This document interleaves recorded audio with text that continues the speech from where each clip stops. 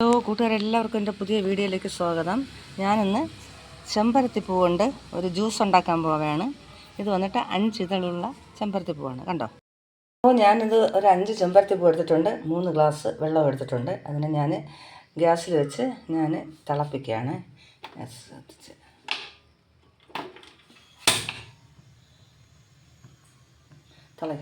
മുമ്പ് ഞാൻ ചെയ്യുന്ന എല്ലാ വീഡിയോകളും വിറകടുപ്പ് വെച്ചാണ് ചെയ്യുന്നത്. പക്ഷേ ഈ വിറകിൻ്റെ ഇത് പുക കൊണ്ട് ഒരു സ്മെല്ലുണ്ടാകുമെന്ന് പറഞ്ഞിട്ടാണ് ഞാൻ ഇത് ഗ്യാസിൽ വെച്ച് തിളപ്പിച്ചെടുക്കുന്നത്.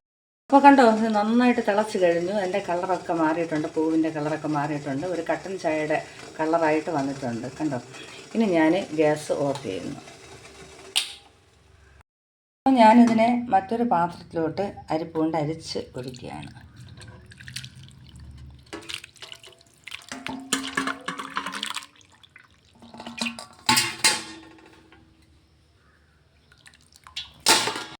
ഇതിന് നല്ലവണ്ണം തണുക്കണം. തണുത്തതിന് ശേഷമാണ് മറ്റുള്ള സാധനങ്ങൾ ഇതിൽ ചേർക്കേണ്ടത്. അപ്പോൾ ഇനി ഞാൻ ഇതിലോട്ട് ഉപയോഗിക്കാൻ പോകുന്നത്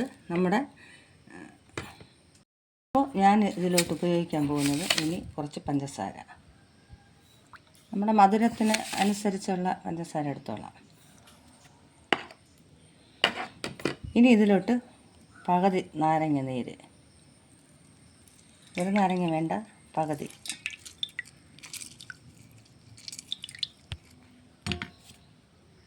ഇനി നല്ലവണ്ണം കലക്കണം. മധുരം ആവശ്യത്തിനനുസരിച്ച് നിങ്ങൾക്ക് എടുത്തോളാം.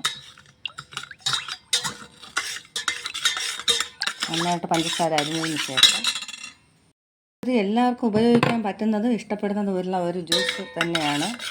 എല്ലാവർക്കും ഇത് കുടിക്കാം. പിന്നെ മധുരം ഉപയോഗിച്ചുകൂടാത്തവർക്ക് മധുരം ഇല്ലാതെയും കുടിക്കാം. അപ്പോൾ ഞാൻ ഈ ജ്യൂസിന് ഒരു ഗ്ലാസ്സിലോട്ട് മാറ്റുകയാണ്.